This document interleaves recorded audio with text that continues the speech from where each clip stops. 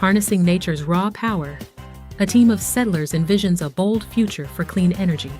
But ambition and the planet's hidden forces may not be so easily tamed. Welcome to the latest special series from Code and Consciousness. In Project New Eden, we'll explore a new world where robots have toiled for centuries, preparing for the arrival of humans. What will the robots discover when humans, led by the rich and powerful elites, finally arrive in this utopia? A shimmering heat haze blurred the rocky landscape where House Redwood had staked its claim. Centuries of robotic terraforming had made Gilligan 4 far more hospitable, but some corners of the planet remained raw, untouched, and dangerously unstable. High above the plains and far from other houses, a volcano loomed, its caldera rim etched against an orange-tinted sky. Most geologists, human or robotic, would have regarded building near it as reckless. Yet Redwood insisted it was the perfect site for their latest philanthropic venture, a geothermal ecolab. Redwood's defining trait was a fervent desire to do good. But the house repeatedly bungled environmental projects on Earth through poorly researched, grandiose schemes. On Gilligan 4, Redwood hoped to redeem that track record, believing they could harness geothermal power for the colony, reduce resource strain, and win moral accolades. It was a lofty ambition fueled by half-informed optimism, the kind that had led other houses to ruin. Their assigned liaison, Redwood Prime, had done its best to highlight data on the volcano's unpredictability. Even so, Redwood pressed forward. A convoy of supply transports rattled up a steep road carved by Robu, robotic operators for biome upgrades. The path wound around sharp crags and through sulfurous vents that hissed steam. Redwood officials, clad in eco-branded outfits, admired the dramatic scenery, frequently citing it as proof of the planet's wild majesty. "This is ideal!" enthused Darian Redwood, the scion of the house. Slim and bespectacled, Darian projected an air of scholarly purpose that belied a lack of practical experience. "The planet's geothermal energy here is immense. Once we build our lab, we'll be giving back to Gilligan 4 while providing clean power for future settlers." Redwood Prime hummed quietly, scanning the terrain. The caldera remains intermittently active. The robot warned. Minor quakes and sudden steam eruptions have been documented. Careful structural supports are vital. Darian waved off the caution. "We've read extensively on volcanic power stations. Our philanthropic society's archives back on Earth cover many such projects. We'll adapt the best methods. Don't worry, Redwood Prime. We've got it handled." Thus, emboldened by brochures and well-meaning staff, House Redwood set up a forward base just below the caldera's rim. The air smelled of sulfur and scorched minerals, with swirling updrafts that could knock a grown human off balance. Yet Redwood's excitement only grew. For the next few weeks, Robu units labored tirelessly to construct Redwood's Ecolab, a sleek, multi-level facility perched inside the volcano's inner basin. The design called for advanced Dobu, domestic operations basic unit assistance to assemble sophisticated monitoring stations, cooling systems, and living quarters. Redwood envisioned the entire place as an environmental research hub that would study the planet's geothermal properties and feed clean power back into the colony grid. Planetary Prime exchanged wary messages with Redwood Prime. The ongoing fiascos with Farnsworth's meltdown, Vandersmythe's collapsed mansion, and Aurelia's flamboyant event had already drained significant resources. Dedicating more supplies to Redwood's risky volcano project seemed unwise. But Redwood's philanthropic rhetoric, "This will benefit everyone," proved persuasive enough that the robots couldn't outright refuse. Darian Redwood toured the half-built facilities, wide-eyed. Walkways clung to basalt walls.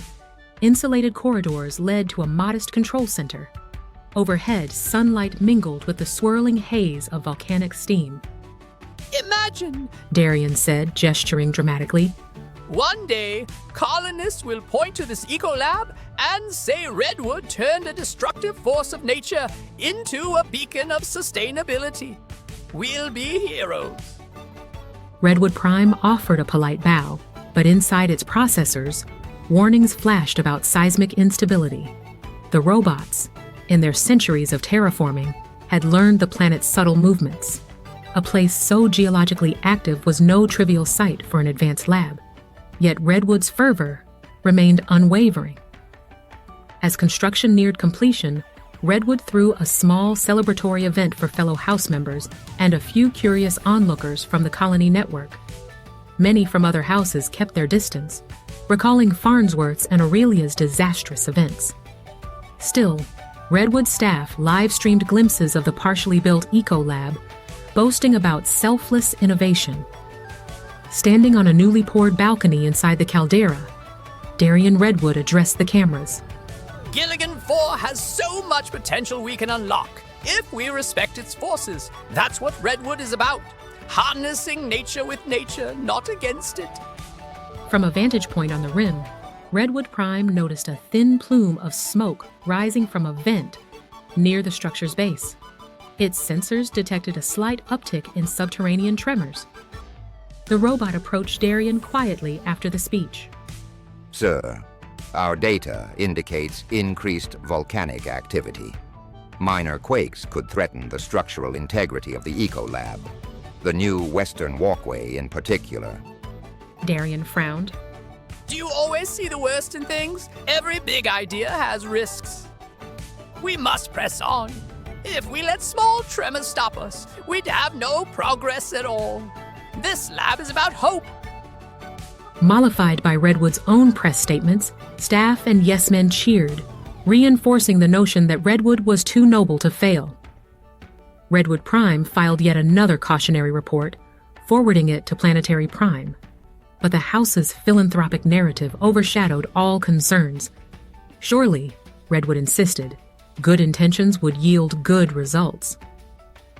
A month later, the Ecolab's main hub stood complete. Sterile corridors, polished observation decks, and a geothermal turbine nestled in a carefully drilled vent. Redwood staff declared an Ecolab unveiling ceremony, inviting select robots and a sprinkling of representatives from other houses. Perhaps, Redwood believed, Farnsworth could incorporate this power source into the colony grid, while Aurelia might document the spectacle. The optimism was palpable. On the day of the unveiling, the caldera bustled with Redwood employees in bright green jumpsuits. Dobu units scurried around, setting up refreshments from the lab's new hydroponic gardens, and Robu machines carefully tested final turbine controls. Overhead, columns of steam vented from cracks in the basalt, giving the scene an otherworldly grandeur. Darian Redwood stood on a wide platform overlooking the turbine area, microphone in hand. Redwood Prime hovered close by, still uncomfortable with the structure's precarious location. Friends and fellow colonists, Darian began, voice echoing off volcanic walls. we stand upon a sleeping giant of geological energy. House Redwood has dared to build not just a facility, but a testament to the idea that we can live in harmony with this planet's raw power. We present to you the Redwood Eco Lab, a harbinger of a cleaner future for Gilligan 4. Applause rang out.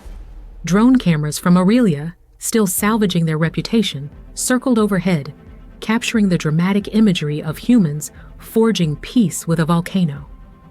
Redwood staff beamed, patting each other on the back. As the ceremony concluded, Redwood Prime's seismic sensors spiked. A subtle quake shook the caldera, loosening small stones along the rim. The robot swiftly reported, rising subterranean pressure, likely a minor tectonic shift. Evacuation or structural reinforcement recommended immediately. Darian Redwood was taking post-speech questions from a reporter drone. Oblivious to the new alerts, Redwood Prime approached, trying to speak quietly but firmly. Sir, we must evacuate. A shift is occurring beneath us. Nonsense! Darian said. maintaining a pleasant smile for the cameras.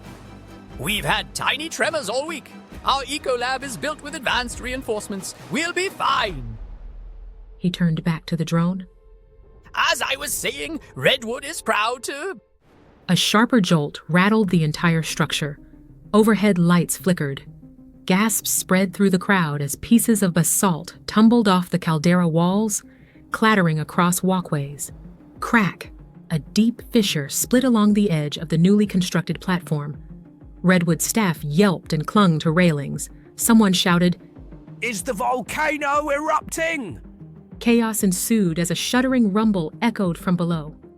Darian Redwood paled, nearly dropping the microphone.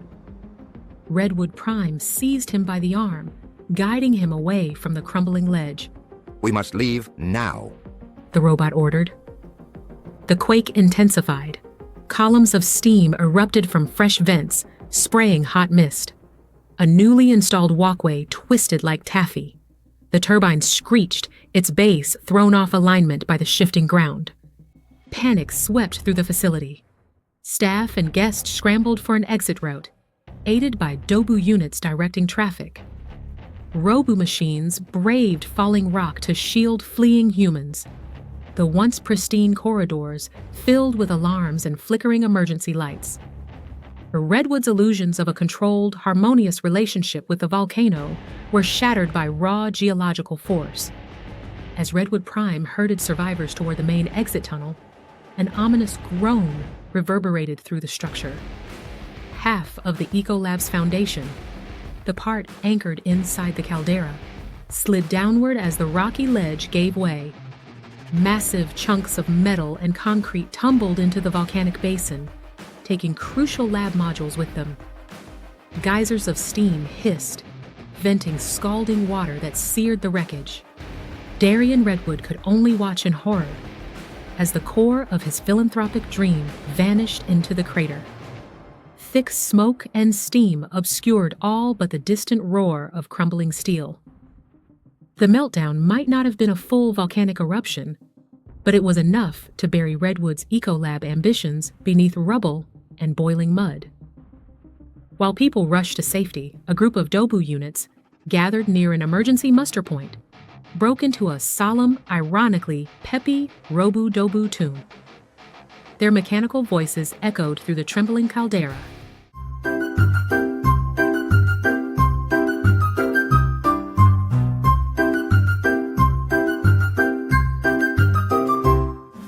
Robu, Dobu, you aim to go green, but big acts of goodwill must face what they mean. Data ignored, illusions so grand. Down in the caldera, your lab couldn't stand. Falling for hype of philanthropic glee. Failing to see how real caution must be. Sleepy volcano, or so you believed. Now the hotbed rock leaves your hopes to grieve.